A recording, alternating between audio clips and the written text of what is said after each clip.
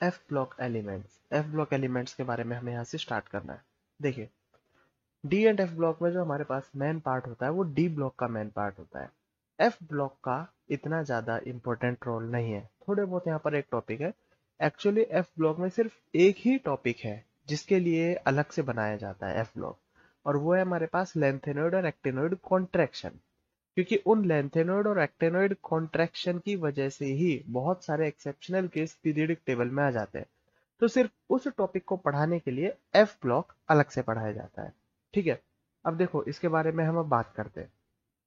इसकी general characteristics के बारे में बात करते हैं। इलेक्ट्रॉनिक कन्फिग्रेशन क्या होगा? इलेक्ट्रॉनिक कन्फिग्रेशन, जैसे अगर हम बात करें लेंथेनॉइड या एक्टेनॉइड, तो यहाँ पर लेंथेनॉइड से पहले हमारे पास जो नोबल गैस आती है वो आती है हमारे पास जिनॉन। ठीक है, तो जिनॉन, उसके बाद 4F N+1 5D0 6S2, या फिर अगर ये याद नहीं रखना तो जो इसका जनरल इलेक्ट्रॉनिक कन्फिग्रेशन है एक्चुअल में ये है, ये याद रखना। देखो, xenon 4FN 5D1 and 6S2। अब अगर ये D1 वाला इलेक्ट्रॉन जंप लगा के 4F में आ जाए तो ये क्या रह जाएगा हमारे पास 5D0, और इसमें एक इलेक्ट्रॉन आए तो ये बन जाएगा 4FN+1। तो इसका मतलब यही इलेक्ट्रॉनिक कन्फिग्रेशन चेंज किसमें हो जाएगा? इसमें। तो हमें याद कौन सा रखना है? मेन इलेक्ट्रॉनिक कन्फिग्रेशन कौन सा है हमारे पास? मेन इलेक्ट्रॉनिक कन्फिग्रेशन है हमारे पास ये, इसे याद रखना। और फिर एक डी ऑर्बिटल के इलेक्ट्रॉन को यहाँ जंप लगवा के ये वाला इलेक्ट्रॉनिक कन्फिग्रेशन बना देना है। ठीक है, ऑक्सीडेशन स्टेट की बात करें तो ऑक्सीडेशन स्टेट इसका बहुत सिंपल है। ठीक है, रेडियली जो इसका ऑक्सीडेशन स्टेट होता है सभी एलिमेंट्स के लिए वो कॉमन है, और वो है +3। ठीक है, लेकिन कुछ ऐसे भी एलिमेंट्स हैं जिनमें इलेक्ट्रॉन जंप लगा जाता है और उसकी वजह से जो ऑक्सीडेशन स्टेट होता है वो +2 या +4 भी शो कर सकते हैं। ठीक है, नेक्स्ट है हमारे पास कलरेशन। तो ये जो कलर के बारे में थे मैंने बहुत अच्छे से डी ब्लॉक में समझाया था। ठीक है, कलर क्यों शो करते हैं? क्योंकि जब भी हमारे पास डी डी ट्रांजिशन होता है, डी डी ट्रांजिशन मतलब डी ब्लॉक का डी ऑर्बिटल का इलेक्ट्रॉन डी ऑर्बिटल में ही जाए जंप लगाकर, तो कुछ पार्ट ऑफ एनर्जी का एब्जॉर्ब कर लेते हैं, और उस एब्जॉर्प्शन की वजह से उसका कलर चेंज हो जाता है। व्हाइट कलर में से कुछ पार्ट एब्जॉर्ब किया, बाकी का ट्रांसमिट कर दिया। तो जो बाकी का ट्रांसमिट पार्ट किया है उसी से हमें कलर दिखाई देता है। तो वो डी ब्लॉक में इलेक्ट्रॉन अगर जंप लगा रहे थे तो कौन सा ट्रांजिशन होता? D D transition. F block में अगर इलेक्ट्रॉन जंप लगाएंगे तो कौन सा ट्रांजिशन होगा? एफ एफ ट्रांजिशन होगा। सिंपल सी बात है। ठीक है, तो यहाँ पर जो एफ ब्लॉक के एलिमेंट कलर शो करते हैं वो किसकी वजह से शो करते हैं? एफ एफ ट्रांजिशन की वजह से यहाँ पर ये कलर शो करेंगे। ठीक है, ठीक।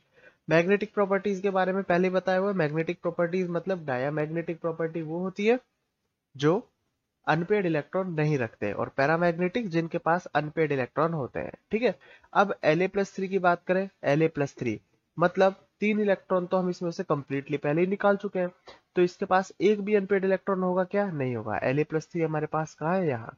और एक लास्ट वाला Lu। Lu की बात करें तो इसमें हमारा पूरा F14 होता है। देखो इलेक्ट्रॉनिक कन्फिग्रेशन अगर देखना चाहो तो इनके इलेक्ट्रॉनिक कन्फिग्रेशन नीचे लिखे हुए हैं एलिमेंट्स के नीचे। तो इसका इलेक्ट्रॉनिक कन्फिग्रेशन अगर Lu की बात करें तो देखो क्या होगा? Xe4F14 5D6S2। ठीक है, तो इसके अंदर एक भी अनपेड इलेक्ट्रॉन नहीं है, तो इसका मतलब ये किसकी कैटेगरी के अंदर आ जाएंगे? ये हमारा डायामैग्नेटिक की कैटेगरी के अंदर आ जाएंगे। और बाकी जो हमारे पास लेंथेनॉइड्स है ये कंप्लीट 58 से और 70 तक, ये सब किसकी कैटेगरी में होंगे? इनके पास एटलीस्ट एक अनपेड इलेक्ट्रॉन तो होगा ही, तो मतलब ये पैरामैग्नेटिक की कैटेगरी के अंदर आएंगे। देखिए आगे, जेई में किस कंसेप्ट से क्वेश्चन पूछा जाता है? यहाँ पर इसी फॉर्म में क्वेश्चन नहीं आता, सब्जेक्टिव फॉर्म में। ये कंसेप्ट यहाँ पर बताया गया है कि किस कंसेप्ट से क्वेश्चन पूछा जाता है। जैसे what is the basic difference between electronic configuration of transition and inner transition element. Transition element मतलब हमारे पास कौन से होता है? ट्रांजिशन एलिमेंट होता है हमारे पास डी ब्लॉक वाले, और इनर ट्रांजिशन कौन से होता है हमारे पास? एफ ब्लॉक वाले। ठीक है, तो डी ब्लॉक के भी हमें इलेक्ट्रॉनिक कन्फिग्रेशन पता है और एफ ब्लॉक का भी हमें इलेक्ट्रॉनिक कन्फिग्रेशन पता है, बस वो डिफरेंस बताना है। ठीक है, तो देखो general electronic configuration transition element की नोबल गैस के बाद क्या होता है? वहां N-1 D1 to 10 NS012। Actually यहाँ 12 लिखा हुआ है, 0 भी पॉसिबल हमारे पास हो सकता है। ठीक है, और इनर ट्रांजिशन एलिमेंट के लिए क्या होता है हमारे पास? N-2 F1 to 14 N-1 0 to 1 and NS0 to 2। ये हमारे पास एफ ब्लॉक का इलेक्ट्रॉनिक कन्फिग्रेशन है। तो यही इनके पास मेन डिफरेंस है कि अगर कोई भी नया इलेक्ट्रॉन एंटर करता है तो वो कहाँ एंटर करेगा, इस डी ऑर्बिटल के अंदर, जिसे हम अल्टीमेट शेल बोलते हैं। अल्टीमेट शेल का मतलब होता है आउटर मोस्ट शेल से जस्ट पहले वाला। ठीक है, अगर आउटर मोस्ट शेल हमारे पास एन है, ठीक है, तो n minus one ultimate shell होगा। तो यहाँ पर डी ऑर्बिटल का अल्टीमेट शेल, उसके अंदर इलेक्ट्रॉन एंटर करेगा।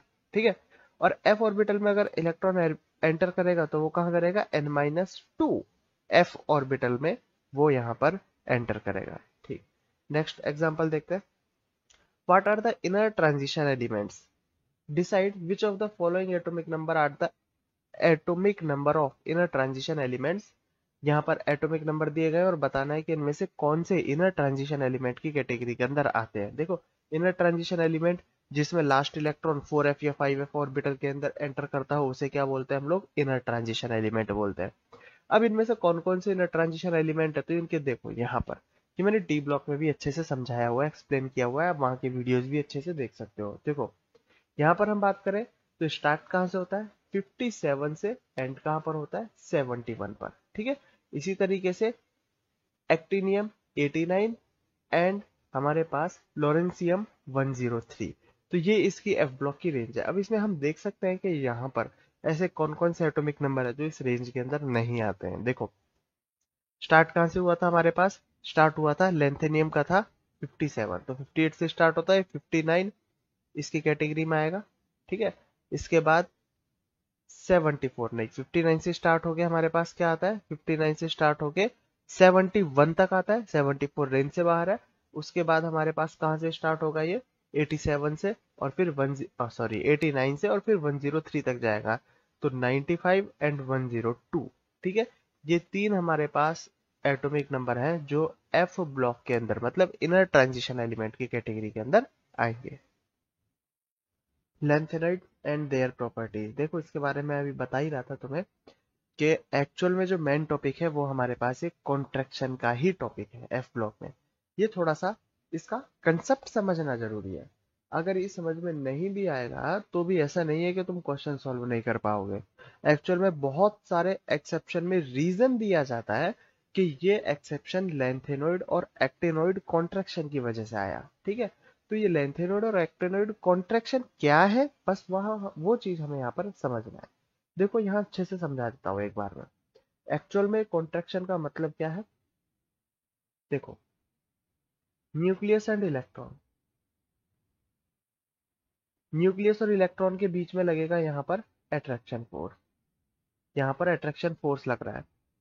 अब ये तो है हमारे पास आउटर मोस्ट शेल जिसे हम बोलते हैं एनएस। ठीक है, अब एफ ऑर्बिटल की बात करें तो एफ ऑर्बिटल के इलेक्ट्रॉनिक कन्फिग्रेशन में जब इलेक्ट्रॉन एंटर होता है तो वो एंटर कहाँ होता है, वो होता है एन माइनस टू के अंदर एंटर। ठीक है, इलेक्ट्रॉनिक कन्फिग्रेशन बताया था अभी, उसी में डिस्कस किया था कि एनएस तो सबसे बाहर वाला है, इसके बाद आएगा हमारे पास एन माइनस वन, और उसके बाद आएगा एन माइनस टू। तो जो इलेक्ट्रॉन एंटर होगा वो किस में एंटर होगा, वो एंटर होगा हमारे पास एन माइनस टू के अंदर एंटर होगा। ठीक है, तो जैसे जैसे हम लेफ्ट से राइट जा रहे हैं वैसे वैसे एटॉमिक नंबर बढ़ता जा रहा है और नंबर ऑफ इलेक्ट्रॉन्स यहाँ बढ़ते जा रहे हैं। ठीक है, अब यहाँ इलेक्ट्रॉन बढ़ने से क्या होगा, आउटर मोस्ट शेल वाले इलेक्ट्रॉन और न्यूक्लियस के बीच की जो अट्रैक्शन फोर्स है, वो अट्रैक्शन फोर्स को कौन इफेक्ट करेगा, वो अट्रैक्शन फोर्स को ये इसका शील्डिंग इफेक्ट इफेक्ट करेगा। ठीक है, अब देखो, अगर हम डी ब्लॉक की बात करें तो डी ब्लॉक में किसका शील्डिंग इफेक्ट अप्लाई होगा, डी ऑर्बिटल का। और एफ ब्लॉक में किसका शील्डिंग इफेक्ट अप्लाई होगा, एफ ऑर्बिटल का। और हम पहले भी डिस्कस कर चुके हैं कि डी ऑर्बिटल का शील्डिंग इफेक्ट एफ ऑर्बिटल से स्ट्रॉन्ग होता है। तो इसका मतलब ये हुआ कि हम यहां पर वीक शील्डिंग इफेक्ट लगा रहे हैं। इन जो इलेक्ट्रॉन का शील्डिंग इफेक्ट है वो क्या है, बहुत वीक है कंपेयर टू एस पी और डी के। एफ ऑर्बिटल का शील्डिंग इफेक्ट बहुत वीक है, और इस वीक शील्डिंग इफेक्ट होने का मतलब ये है कि ये outermost shell outermost shell और इस न्यूक्लियस, इनके बीच के अट्रैक्शन फोर्स को अलाउ करेगा। अट्रैक्शन फोर्स यहाँ पर इजीली लग सकेगा क्योंकि बीच का शील्डिंग इफेक्ट बहुत ज्यादा वीक है। ठीक है, और अगर यहाँ पर अट्रैक्शन फोर्स वीक है तो ये इलेक्ट्रॉन थोड़ा सा स्लाइटली अंदर की तरफ आ जाएगा। इसका मतलब एटम का साइज क्या होगा, छोटा होता जाएगा। ठीक है, तो लेफ्ट से राइट जाते जाते एल ए से और एल यू तक एटॉमिक साइज बहुत कम क्वांटिटी के अंदर डिक्रीज होता है, लेकिन बहुत कम क्वांटिटी के अंदर डिक्रीज होता है, लेकिन ये डिक्रीमेंट बहुत कम होता है। ठीक है, तो ये जो हमारे पास कंसेप्ट है, ये कंसेप्ट है ये किसके अंदर, एक्टिनोइड के अंदर समझाया गया है। एक्टिनोइड की बात कर रहे हैं n-1 मतलब 4f ऑर्बिटल की बात कर रहे हैं, तो ये एक्टिनोइड कॉन्ट्रैक्शन होगा। ठीक है, अगर मैं यहाँ पर 5f ऑर्बिटल की बात करूंगा, सेम कंसेप्ट, तो ये लेंथेनियम है, और ये लेंथेनियम की वजह से अगर ये लग रहा है तो इसे हम बोलेंगे, सॉरी थोड़ा मैं उल्टा बोल गया। 4f क्या है, 4f क्या है हमारे पास, 4f है हमारे पास लेंथेनियम के लिए, तो यहां पर ये लेंथेनोइड की वजह से लग रहा है तो इसे बोला जाएगा लेंथेनोइड कॉन्ट्रैक्शन। और अगर 5f की बात करें, 5f की वजह से लग रहा है तो ये हमारे पास एक्टिनियम मतलब एक्टेनोइड कॉन्ट्रैक्शन होगा। ठीक है, ठीक है, चलो एक कंसेप्ट और समझा देता हूं मैं कि एफ ब्लॉक के आने से पीरियडिक प्रॉपर्टीज पर थोड़ा सा इफेक्ट और होता है, और वो किस तरीके से होता है। देखो, लेंथेनोइड की पोजीशन दी गई है पीरियडिक टेबल में, ये जो डार्क दिया गया है ये हमारे पास लेंथेनोइड की पोजीशन है। ठीक है, अब इससे क्या इफेक्ट होता है, देखो जैसे पीरियडिक टेबल में मैं बताता हूँ जनरली कि लेफ्ट से राइट और टॉप टू बॉटम जो भी चेंजेस होते हैं, लेफ्ट से राइट और टॉप टू बॉटम, तो लेफ्ट से राइट जो डिक्रीमेंट या इंक्रीमेंट, डिक्रीमेंट या इंक्रीमेंट जो भी होता है, वो बहुत स्लाइटली होता है, क्योंकि वो सिर्फ एक नंबर ऑफ प्रोटॉन की वजह से, इफेक्टिव न्यूक्लियर चार्ज की वजह से हुआ है। लेकिन टॉप टू बॉटम आने पर जो भी इंक्रीमेंट या डिक्रीमेंट होता है वो क्या होता है, वो थोड़ा सा मेजर क्वांटिटी के अंदर होता है, क्योंकि उसमें कंप्लीट पूरा एक शेल बढ़ जाता है, उसी की वजह से वो चेंज होता है। ठीक है, तो अगर मैं लेंथेनॉइड और एक्टेनॉइड की वजह से देखो क्या चेंजेस आया। ठीक है, तो हम बात करते हैं, देखो La से जस्ट अगला एलिमेंट जो कि है हमारे पास एच है। ठीक है, डी ब्लॉक में हम बात करते हैं La के बाद कौन सा एलिमेंट आता है, एच है। अगर पूरी पीरियडिक टेबल में देखा जाए तो पूरी पीरियडिक टेबल में क्या होता है, एक एलिमेंट जाने पर बहुत स्लाइटली चेंज होता है, बहुत हल्का सा चेंज हुआ। लेकिन डी ब्लॉक में यहां पर अगर हम गए La से HF, तो La का एटॉमिक नंबर 57 एंड Ha का एटॉमिक नंबर 82, मतलब सिर्फ एक जंप लगाने पर, एक एलिमेंट जगह जंप लगाने पर हम कितने, एक पूरे ब्लॉक को जंप लगा चुके हैं, मतलब कितने एलिमेंट्स को, 14 एलिमेंट्स को हम यहाँ पर जंप लगा चुके हैं।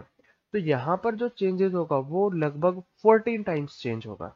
ठीक है, और जब ये 14 टाइम्स चेंज होगा तो ये लेफ्ट टू राइट और टॉप टू बॉटम दोनों लगभग एक दूसरे को इक्वल कर देंगे। मतलब अगर हम बोलते हैं कि लेफ्ट से राइट जाने पर एटॉमिक रेडियस क्या होती है, डिक्रीज, टॉप टू बॉटम आने पर एटॉमिक रेडियस क्या होती है, इंक्रीज। ठीक है, अब डिक्रीज कम होती है, इंक्रीज ज्यादा होती है, ये इसका कंसेप्ट है। लेकिन जब हम बात करें यहाँ पर लेंथेनॉइड और रेक्टेनॉइड के केस में, तो जब हम La से HF में गए सिर्फ एक एलिमेंट, तो एक्चुअल में हमने एक एलिमेंट जंप नहीं लगाया, हमने 14 एलिमेंट जंप लगाए। तो यहाँ का डिक्रीमेंट इस इंक्रीमेंट के बराबर हो जाएगा, और जो रेडियस होगी वो लगभग क्या हो जाएगी, सेम हो जाएगी। ऐसा किस केस में होता है, Zn CD HG।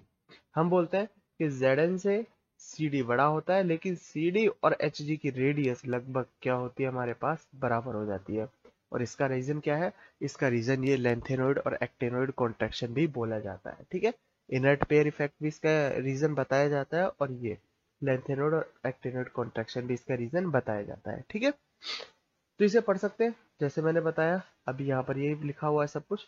In lanthanoids the additional electron enters in 4f subshell. ठीक है, 4f के लिए बात कर रहे हैं तो लेंथेनॉइड होगा, अगर 5f के लिए बात करेंगे तो एक्टिनॉइड कॉन्ट्रैक्शन हो जाएगा। कंसेप्ट बिल्कुल सेम, सिर्फ ऑर्बिटल का चेंज। ठीक है, but not in the valence shell. Valence shell में इलेक्ट्रॉन ना जाके किस में जाता है, 4f शेल में जाता है। ठीक है, अब शील्डिंग इफेक्ट जो लग रहा है वो किसका लग रहा है, वो 4f सब शेल का लग रहा है। ठीक है, जो कि बाकी और दूसरे सब शेल के कंपैरिजन में क्या होता है, बहुत कम होता है, वेरी लिटल। ठीक है, सब कुछ लिखा हुआ है देखो।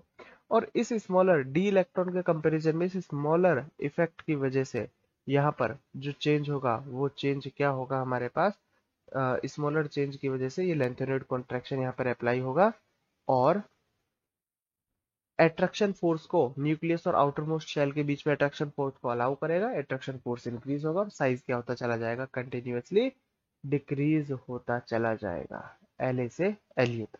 ठीक है, consequence of lanthanoid contraction.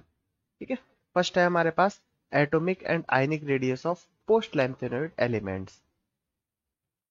Atomic और आयनिक रेडियस की बात करें तो एटॉमिक और आयनिक रेडियस के बारे में अभी बता भी चुका हूँ कि लेफ्ट से राइट जाने पर साइज क्या होता है, साइज डिक्रीज होता है। ठीक है, अब साइज डिक्रीज होता है लेकिन बहुत ज्यादा क्वांटिटी के अंदर डिक्रीमेंट नहीं होता, बहुत माइनर सा यहाँ पर साइज में डिफरेंस आता है। ठीक है, लेकिन हमें डिक्रीमेंट ही बोलना है उसे।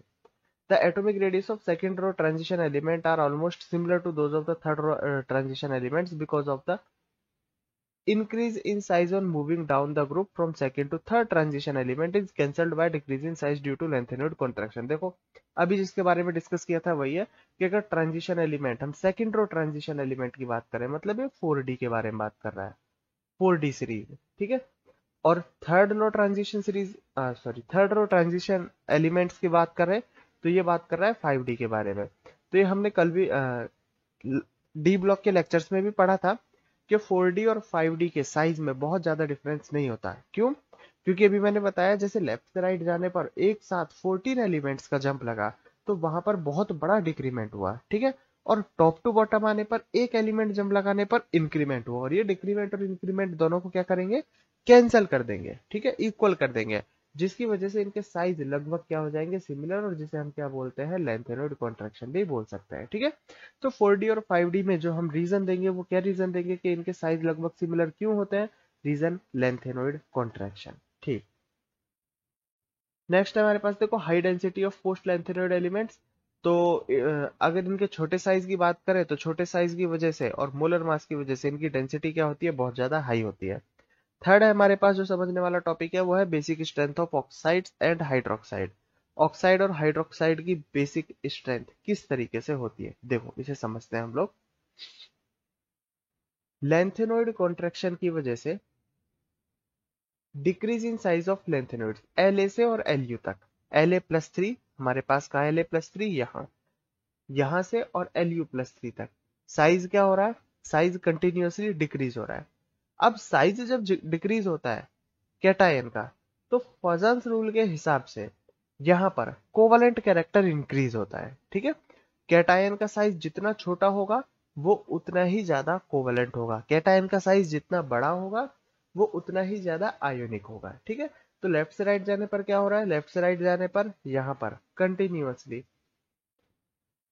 कैटायन का साइज डिक्रीज हो रहा है तो कोवलेंट कैरेक्टर इंक्रीज होगा। ठीक है, अब इसके हाइड्रोक्साइड की अगर हम बात करें, मान लो ये बनाता है हमारे पास हाइड्रोक्साइड LaOH थ्राइस, और यहाँ पर हमारे पास हाइड्रोक्साइड बनता है LuOH थ्राइस। तो कोवलेंट कैरेक्टर ज्यादा किस में है, कोवलेंट कैरेक्टर ज्यादा है Lu में। ठीक है, आयनिक कैरेक्टर किस में ज्यादा है, आयनिक कैरेक्टर ज्यादा है La में। दोनों को एक्वस सॉल्यूशन में डाला गया तो एक्वस सॉल्यूशन में डालने पर जो ज्यादा आयनिक होगा वो इजीली हाइड्रोलाइज हो जाएगा और OH माइनस वहां से बाहर निकाल देगा। तो यहाँ पर आयोनिक La ज्यादा है तो ये एक्वस सॉल्यूशन में डालने पर ही, पानी में डालने पर ही ये La+3 और 3OH माइनस इजीली बाहर निकाल देगा। इसका मतलब क्या हुआ, ये ज्यादा बेसिक हुआ। जबकि हम बात करें LuOH थ्राइस के बारे में तो ये कोवलेंट है, पानी में डालने पर कोई फर्क नहीं होगा तो ये OH माइनस नहीं निकालेगा। इसका मतलब LaOH thrice is most basic while LuOH thrice is least basic. ठीक है, और हम बात कर सकते हैं कि मोस्ट से जब लीस्ट की तरफ जाएंगे तो लेफ्ट से राइट जाने पर इनका जो बेसिक स्ट्रेंथ होगा वो क्या होगा, डिक्रीज होगा हाइड्रोक्साइड के केस में। और जैसा हाइड्रोक्साइड के केस में हुआ वैसा किस में होगा, सेम वैसा हमारा ऑक्साइड्स के केस में भी बिल्कुल इसी तरीके से केस आएगा। ठीक है, तो उम्मीद करता हूँ समझ में आया होगा। हमारा बेसिक स्ट्रेंथ याद रखना है क्योंकि यहाँ से क्वेश्चन पूछे गए हैं बेसिक स्ट्रेंथ से। याद रखना है लेफ्ट से राइट जाने पर बेसिक स्ट्रेंथ क्या होती है, कंटिन्यूअसली डिक्रीज होती है। डिक्रीज क्यों होती है वो मैं बता चुका हूँ। ठीक है, सेपरेशन ऑफ लेंथेनोइड्स, तो देखो मैं बार बार बोल रहा हूँ कि इनका साइज में डिक्रीमेंट होता है लेकिन बहुत कम डिक्रीमेंट होता है, मतलब इनका साइज क्या होता है, लगभग सिमिलर होता है। और अगर साइज लगभग सिमिलर हो तो इनकी फिजिकल और केमिकल प्रॉपर्टी भी लगभग सिमिलर होंगी। ठीक है, और फिजिकल और केमिकल प्रॉपर्टी भी अगर लगभग सेम हो जाए तो फिर हम उन्हें डिफरेंशिएट नहीं कर सकते। मतलब अगर हमें उनका मिक्सचर दे दिया जाए तो उन्हें सेपरेट करना बहुत मुश्किल होता है।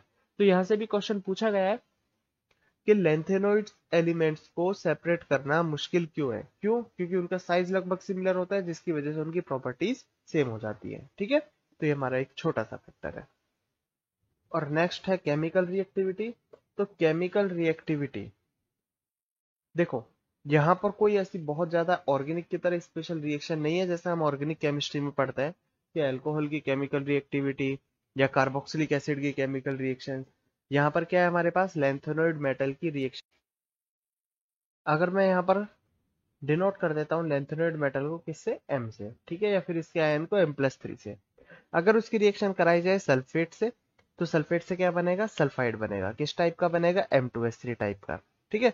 अगर एसिड के साथ में रिएक्शन कराए तो हाइड्रोजन। ये 10th क्लास में भी हमें पढ़ा दिया जाता है कि अगर मेटल की रिएक्शन किसी भी एसिड के साथ में, सिवाय सिर्फ नाइट्रिक एसिड को छोड़ के, अगर मेटल की रिएक्शन एसिड के साथ में रिएक्शन कराई जाए तो वो क्या करता है, वो हाइड्रोजन गैस वहां से लिबरेट करेगा, ठीक है। अगर हम हेलोजन के साथ में रिएक्शन कराएंगे तो हेलोजन के साथ में क्या बनाएगा, वो हैलाइड।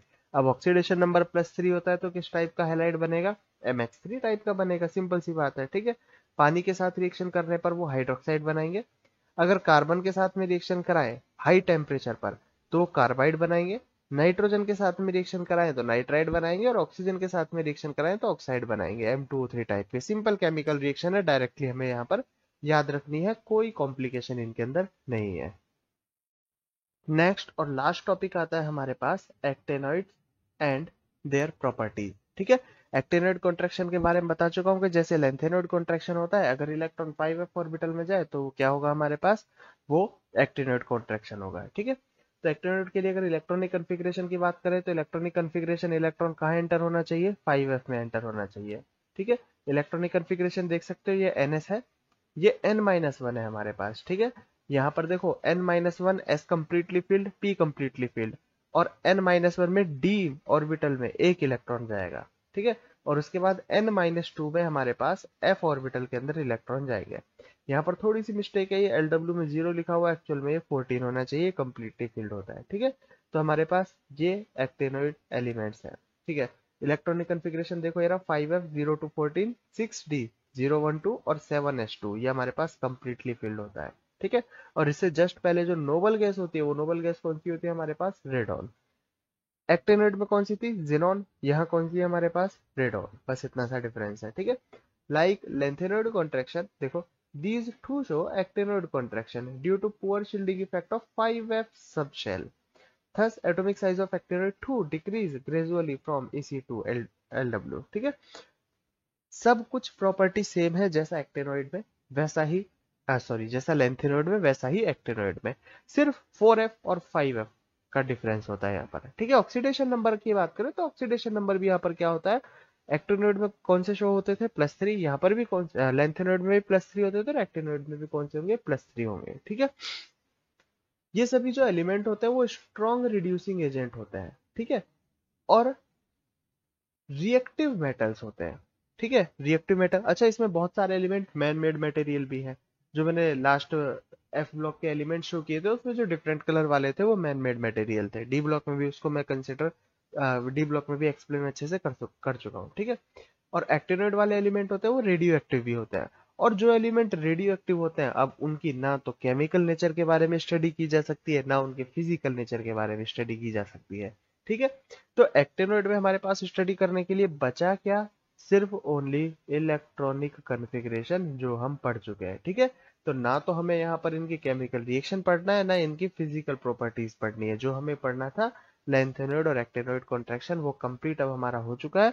और इसी के साथ ही हमारा ये F ब्लॉक भी कंप्लीटली खत्म हो जाता है।